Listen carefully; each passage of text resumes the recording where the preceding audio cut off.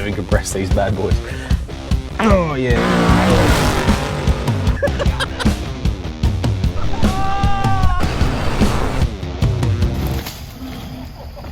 What was that?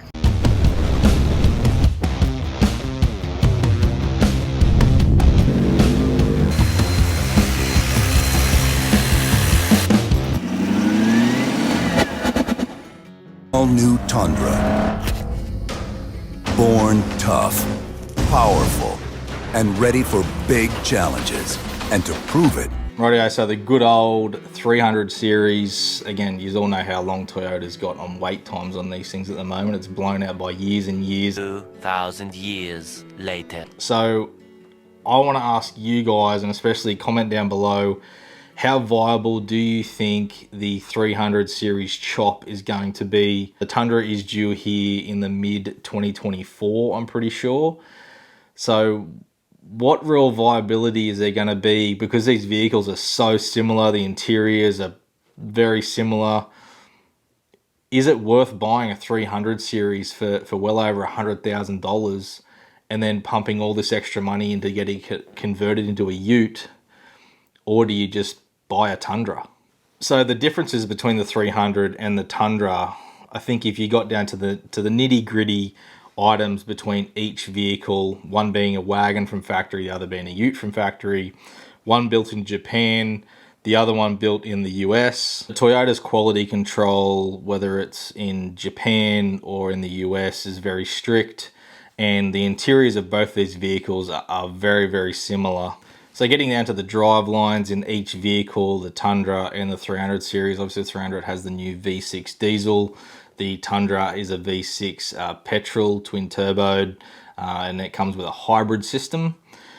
So unless you are so hell-bent on having a diesel, which a lot of people are, but I think that the pros of having a diesel lately aren't really any pros because the cost of fuel is absolutely skyrocketing and I can't see it coming down anytime soon.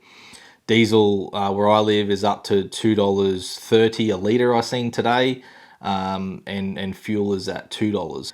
Again, unless you're hell-bent on spending the money on the Land Cruiser 300 and getting it chopped just to have that diesel, I think that is going to be very limited in the clients that are going to do that. I think that most people, once the Tundra is available, will simply just buy the V6 petrol hybrid and use that. So the one place that the LC300 chopped could come out on top would be with the GVM. Definitely not with the tow capacity compared to the Tundra and what it can tow, but it may come out on top with the GVM and these conversions that are getting done. So again, there's a bunch of numbers there that you can get these conversions done in depending on what you're going to be carrying and what you're going to be towing. But the Tundra will definitely come out on top for towing. But whether there's a GVM upgrade in the future that's going to be possible, I'm sure it will, for the Tundras to be able to increase and maybe decrease from the towing a little bit, but increase that GVM on the back of the Tundra. So looking at pricing of both vehicles, obviously the Sahara, when it was announced, like the 300 series, the Sahara ZX was $138,790, but the Tundra is predicted to be around that 110 mark, I think, once converted, before obviously on-road costs and all the rest of it.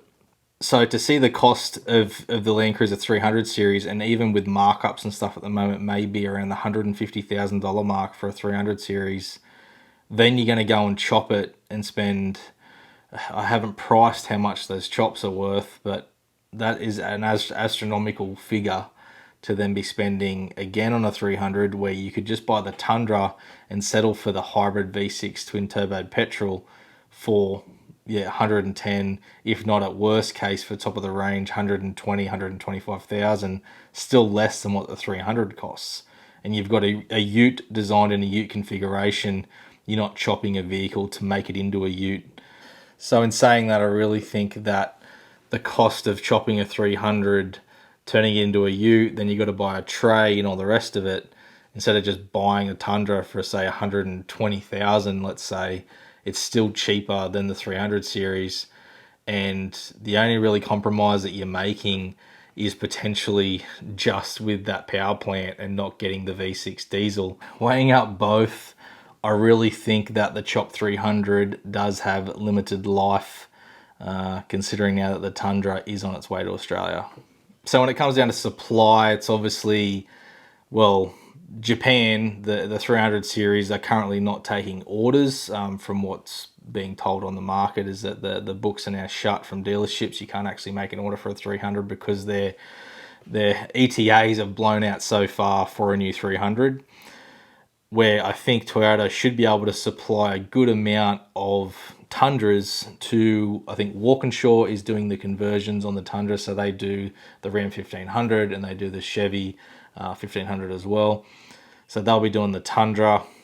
The pros of buying the Tundra are definitely outweighing what you're going to be up against if you're going to look at to do a 300 with a chop and all the rest of it. The waiting times on ordering a new vehicle, then having it chopped, then fitting a tray and canopy, and all those processes are going to have lead times, and it could blow out to 4 years by the time you got your 300 series and did that sort of thing. So where you could just go to the dealership and buy the Tundra and just settle for the V6 twin turbo. Like the all-new 2022 Toyota Tundra. Designed and assembled in the US, like it has been since its 1999 debut, Tundra's all-new third generation is making a full-size splash. It takes everything Toyota's learned over its 70-plus years of truck heritage and wraps it up into one incredible package. And its new 7-grade lineup has just set the bar, and set it high. Whether it's the power and utility of the SR or SR5, the added technology and convenience of the Limited, Platinum, or 1794, the enhanced capability of the TRD Pro, or an all-out luxury experience offered through the flagship Capstone grade. There is a Tundra option for every driver and their needs. So because Toyota is actually backing this program, and it's still kind of not hush-hush, it's been really announced, everyone kind of knows it's happening, but whether it would actually see to fruition that it actually completely comes through is still on the cards, whether the Tundra will actually make sales. So everything is in the process right now. They're bringing vehicles to Australia, they're converting them, they're putting them out there on the roads, getting tested, and all the rest of it to operate in the real world conditions of Australia.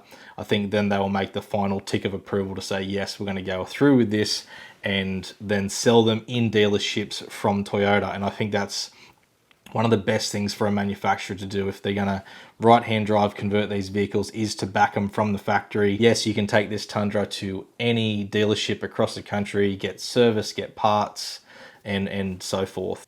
And I predicted this for a while, that this is the way the Australian market was going to go. The success of the Chevy 1500, the success of the Ram 1500 has been quite vast and has grown so fast. And I think now Ford's entering the market again with the F-150. So I think this niche of all these US pickups is the way the Australian market is going to go. The Australian Ranger has increased in size and width and length as well. So they're all going to that bigger stance. So honestly, if you're so hell-bent on getting the 300 because it has that V6 diesel, in my personal opinion, is to look at the Tundras first before you go and commit yourself to getting a 300, spending $150,000 probably by the time you receive it in 2 years, then spending all that extra money on a chop, and then you got to spend money on a tray, compared to just buying a Tundra for, say, if worst case scenario, it's $130,000 once it's converted on road. So again, these pricing and stuff for the Tundra hasn't been confirmed yet, and probably won't be confirmed for a little while until they know that these vehicles are going to be a-okay for the Australian conditions and for what we put these vehicles through. So again, we'll just have to sit back, wait and see what happens with that. But yeah, the Chop 300, I think its time is limited.